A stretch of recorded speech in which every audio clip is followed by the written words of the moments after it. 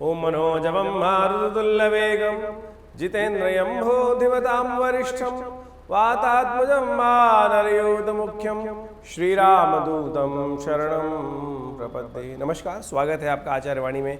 मैं आचार्य डॉक्टर विक्रमादित्य आपके साथ हूँ। आज हम आपके समक्ष वृश्चिक राशि वालों के लिए 11 जुलाई से लेकर 20 जुलाई के बीच में राशिफल क्या कहता है। देखिए, जीवन में ग्रहों का खेल बड़ा विचित्र होता है और इन विशेष तौर पर जुलाई के मध्य भाग की यदि हम बात करें तो ग्रहों का परिवर्तन कई प्रकार से आपके जीवन में जो खेल खेलने जा रहा है वो आपके लिए कई प्रकार के उन्नति के योग बना सकता है, क्योंकि शनि महाराज इस वक्त आपकी राशि के अनुसार से बहुत शुद्ध स्थिति में चल रहे हैं और वो कई प्रकार से आपके लाभ के योग बना रहे हैं। लेकिन शनि मंगल का टकराव लगातार चल रहा है, फिर भी यदि आप कुछ उपाय कर लें तो इन 10 दिनों में काफ़ी कुछ लाभ प्राप्ति के योग बना सकते हैं। देखिए, जुलाई के मध्य भाग की यदि हम बात करें, सबसे पहले 11 जुलाई के संबंध में सबसे पहले पंचांग के संबंध में समझ लें। मंगलवार है, 11 जुलाई के दिन नवमी तिथि है और उस दिन गंडमूल नक्षत्र है अश्वनी नाम का, और साथ साथ मेष राशि में चंद्रमा चल रहे हैं। तो ये दिन थोड़ा आपके लिए भारी दिखाई देता है। स्वास्थ्य का विशेष तौर पर ध्यान रखने की ज़रूरत है, लेकिन धन के मामले में, आमदनी के मामले में कुछ अच्छे रास्ते आपको प्राप्त हो सकते हैं। ये अच्छी बात दिखाई देती है। जो बच्चे इस दिन जन्म लेंगे परिवार में, उनकी मूल शांति अवश्य कराने का प्रयास कीजिएगा, क्योंकि ये मूल शांति के लिए, क्योंकि अश्विनी नक्षत्र विद्यमान है तो वो विशेष तौर पे थोड़ा कष्ट दे सकता है बच्चों के लिए और परिवार के लिए, और माँ बाप के लिए थोड़ा भारी पड़ सकता है ऐसा जातक। लेकिन फिर भी विशेष तौर पे चंद्रमा का बृहस्पति के साथ संबंध होना काफ़ी अच्छा है आपके लिए ग्रह गोचर के दृष्टिकोण से। तो 11 जुलाई को विशेष तौर पे लाभ के योग दिखाई देते हैं। वहीं 12 जुलाई की बात करें तो उस दिन का पंचांग दिखाता है कि दशमी तिथि बुधवार और मेष में चल रहे हैं चंद्रमा। भद्रा विद्यमान रहेगी सुबह 5:55 से लेकर शाम के 6 बजे तक। तो इस दिन इस बात का ध्यान रखना चाहिए, कोई नया कार्य शुरुआत करने के लिए वृश्चिक राशि वालों आपके लिए समय अच्छा नहीं दिखाई देता, तो इस समय में नया कार्य शुरुआत करने से बचना चाहिए। व्यावसायिक दृष्टिकोण से ग्रह आपके अनुकूल दिखाई देते हैं। जो रूटीन में काम कर रहे हैं उसमें आगे बढ़ने के योग आपको बनने के चांसेस बनते दिखाई देंगे, लेकिन शत्रु वर्ग, सामने वाला व्यक्ति जो वर्ग है वो आपको कुछ कष्ट देने के योग दे सकता है। उनके मामले में कुछ धन खर्च अधिक होने के योग दिखाई देते हैं।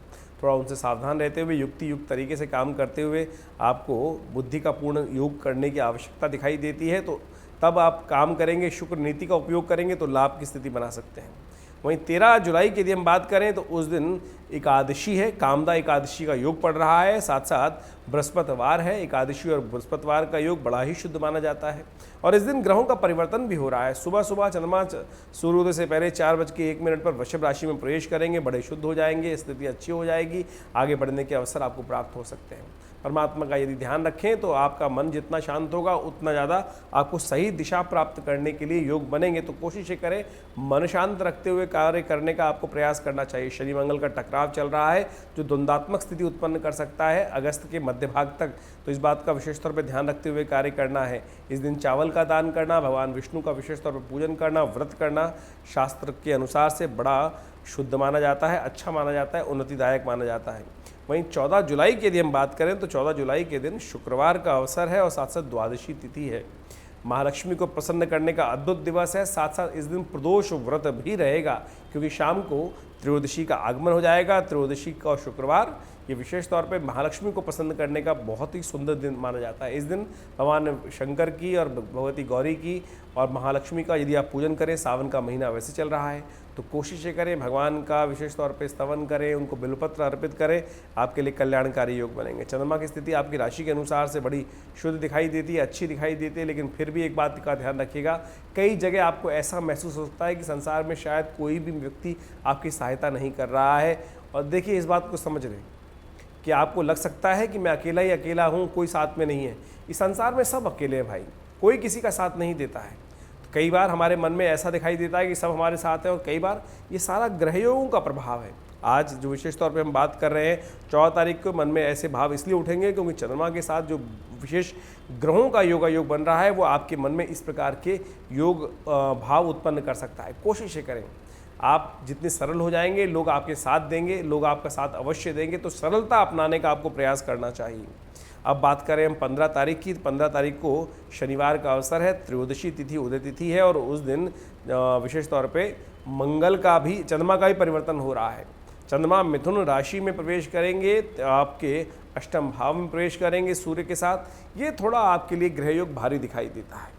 मन थोड़ा सा अशांत हो सकता है और साथ साथ कुछ कष्ट होने के योग दिखाई देते हैं। ऐसे में विशेष तौर पर मासिक शिवरात्रि है और इस दिन कावड़ के रूप में विशेष तौर पर बड़ी आराधना शिव की करने का शास्त्र में नियम बनाया जाता है। अनादिकाल से लोग तीर्थ स्थलों से जल लाकर अपने भगवान शिव को विशेष तौर पर उसमें स्नान कराने की सुंदर व्यवस्था बनाते हैं। इस दिन बुध उदय हो रहे हैं और बुध उदय होने के साथ साथ आपके लिए व्यावसायिक तौर पे उन्नति का मार्ग प्रशस्त कर सकते हैं। आने वाले समय में लाभ के योग बना सकते हैं। तो भगवान शिव का ध्यान करते हुए शिव को विशेष तौर पर प्रसन्न करने के लिए आपको कोशिश ये करनी चाहिए, कम से कम 1 लोटा जल भगवान शिव को अर्पित करने का प्रयास करें। मासिक शिवरात्रि है और सावन की शिवरात्रि है, बड़ा सुंदर अवसर है। ऐसे में भगवान शिव को प्रसन्न करें तो कल्याण के अद्भुत योग बनेंगे। अब हम बात कर लेते हैं 16 तारीख की। 16 तारीख विशेष तिथि है, बहुत रविवार का अवसर है और साथ साथ संक्रांति है। हृदय नाम का योग बनता है। संक्रांति जिस दिन रविवार को पड़ जाती है, लेकिन संक्रांति सुबह करीब यानी अगले दिन सुबह 29 बजे के आसपास, 29 बजे यानी 12 बजे के बाद 5 घंटे जब निकल जाएंगे तो इसलिए पंचांग के दृष्टिकोण से उसको 29 बोल दिया जाता है। लेकिन अगले दिन सुबह ये संक्रांति का योग पड़ेगा, लेकिन पुण्य भी अगले दिन रहेगा। तो लेकिन रविवार के दिन संक्रांति पड़ रही है तो हृदय नाम का योग बन जाता है। ऐसे में विशेष तौर पर भगवान सूर्य की उपासना करने से बड़े कल्याणकारी योग बनते हैं। और आपकी राशि के अनुसार से इस वक्त सूर्य आपके थोड़े कमज़ोर चल रहे हैं। आपको भगवान सूर्य को सुबह सुबह प्रसन्न करने के लिए उनके निमित्त थोड़ा चावल इत्यादि का दान करना चाहिए, गेहूं इत्यादि का दान करना चाहिए। संक्रांति जो आने वाली है वो आपके लिए बड़ी लाभकारी स्थिति होने वाली है। तो ऐसे में कई प्रकार के उन्नति के मार्ग प्रशस्त करेगी। आपकी राशि के अनुसार से अगले महीने में सूर्य जब परिवर्तित होंगे और उसके लिए हम एक अलग से वीडियो भी बनाएंगे, वो आप जान सकते हैं। ग्रह योग विशेष तौर पे 16 तारीख के दिन दिखा रहे हैं कि आपको थोड़ा सावधानी के साथ काम करने की ज़रूरत है और जब जो भी कदम उठाएं बड़ी सावधानी के साथ चलते हुए उठाएंगे तो लाभ के योग बन पाएंगे। 17 तारीख की हम बात करें, 17 तारीख को सोमवार का अवसर और साथ साथ अमावस्या तिथि, सोमवती अमावस्या, संक्रांति का पुण्य और सावन की सोमवती अमावस्या, बड़ा ही शुभ योग है। ये शुभ योग संक्रांति के साथ मिलकर पड़ा है। ऐसे में भगवान की आराधना करें, अमावस्या है तो खास तौर पे भगवान का आराधना करके कल्याणकारी योग बना सकते हैं। देखिए, पांडवों के जीवन में कहा जाता है कि एक बार भी सोमवती अमावस्या का पुण्य नहीं पड़ा था और उन्होंने विशेष तौर पर कहा जाता है कि अमावस्या को, सोमवती अमावस्या को विशेष तौर पर शाप भी दिया था कि हमारे जीवन में आपका एक भी बार योग नहीं पड़ा। जब कलयुग में आप जब बार बार आएंगी लोग आपके पुण्य को भूल जाएंगे। तो आप कोशिश ये करें, इस संक्रांति के पुण्य को समझने का प्रयास करें। सावन के महीने में संक्रांति पढ़ना, भगवान शिव की आराधना करना। हमने भी विशेष तौर पर विवेकानंद योगाश्रम में इस दिन सुंदर तरीके से भगवान शिव का रुद्राभिषेक रखा हुआ है। आप भी उसमें सम्मिलित हो सकते हैं। पूरा रुद्राष्टाध्यायी के द्वारा भगवान का शिवलिंग, भगवान के विशेष तौर पे शिव विग्रह का विशेष तौर पे हम लोग रुद्राभिषेक करते हैं। वैसे तो पूरे सावन के 60 दिन लगातार चल रहा है। आप भी इसमें सम्मिलित हो सकते हैं। विशेष कार्यक्रम में शाम को करीब 6 बजे से लेकर 8 बजे तक का कार्यक्रम है, आप इसमें सम्मिलित हो सकते हैं। ग्रह विशेष तौर पर परिवर्तन की तरफ जा रहे हैं, चंद्रमा कर्क में प्रवेश करेंगे और ये आपके लिए बड़ा कल्याणकारी योग बनाएंगे। भाग्य में आपकी सरलता से आपको बहुत लाभ प्राप्ति के योग बनेंगे और आगे बढ़ने का अवसर आपको प्राप्त हो सकता है। लेकिन थोड़ा खर्चों से सावधान रहने की ज़रूरत है, खर्चे थोड़े बढ़ सकते हैं। वहीं 18 तारीख की हम बात करें तो 18 तारीख को मंगलवार का अवसर है और इस दिन विशेष तौर पे पुरुषोत्तम मास आरंभ हो रहा है। इस बार सावन के महीने में पुरुषोत्तम मलमास का योग बन गया है और ये मलमास विशेष तौर पे बड़ा ही ऐसा पुण्यदायक माना जाता है। कहा जाता है कि इस मलमास में केवल पुण्य, पूजा इत्यादि कार्य, पुण्य इत्यादि कार्य करने के लिए प्रशस्त माना जाता है। तो ऐसे में इस मास का लाभ लेने का प्रयास करना चाहिए। भगवान शिव के महीने में, ये श्रावण के महीने में ये विशेष तौर पर अधिक मास पड़ रहा है और कहा जाता है कि अधिक मास में यदि हम पुण्य पूजा करें, प्रार्थना करें तो उससे समस्त प्रकार के कष्ट दूर होने के योग बनते हैं। तो वृश्चिक राशि वालों, देखो आपकी राशि के अनुसार से इस वक्त शनि मंगल का टकराव चल रहा है और ऐसे में पुरुषोत्तम मास बड़े सुंदर तरीके से पड़ा है। तो कोशिश ये करें, नित्यपति भगवान शिव का गुड़ के जल से अभिषेक करने का प्रयास करें, कल्याण होगा। ग्रह स्थिति आपके अनुकूल दिखाई देती है, लाभ की स्थिति आपके लिए अच्छी रहेगी। आगे बढ़ने का अवसर आपको अच्छा प्राप्त हो सकता है क्योंकि चंद्रमा स्वग्रही होकर चंद्रमा आपके धर्म भाव में है। धर्म से विशेष तौर पे लाभ की स्थिति बनती दिखाई देती है। तो कोशिश ये करें, धर्म का लाभ आपको अवश्य लेने का प्रयास करना चाहिए। धार्मिक कार्य में लिप्त रहेंगे, धार्मिक कार्य करेंगे तो उससे आपके पुण्य जागेंगे और पुण्य आपके जीवन में कल्याणकारी योग बनाएंगे।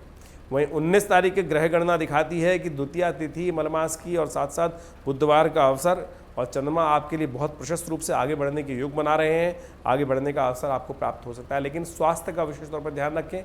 कमर का और विशेष तौर पर पेट की संबंधित रोग आपको परेशान कर सकते हैं। पानी इत्यादि बहुत सावधानी के साथ पिएं, कल्याणकारी योग बनेंगे। शाम को चंद्रोदय होंगे और चंद्र दर्शन करके अपने गुरुजन का आशीर्वाद, माता पिता का आशीर्वाद लेने से कल्याणकारी योग बन सकते हैं।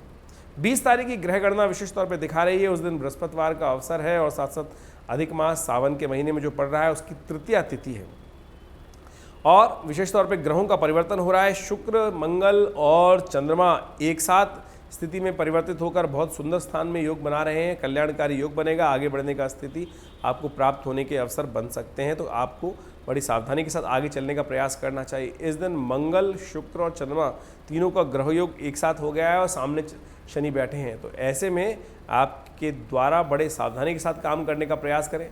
लाभ की स्थिति है, बहुत सुंदर तरीके से काम करेंगे, लेकिन यदि जिद पर अड़ जाएंगे तो नुकसान हो सकता है। शांति के साथ बुद्धि के अनुसार से कार्य करने का आपको प्रयास करना चाहिए। कल्याणकारी योग बनेंगे। धन्यवाद।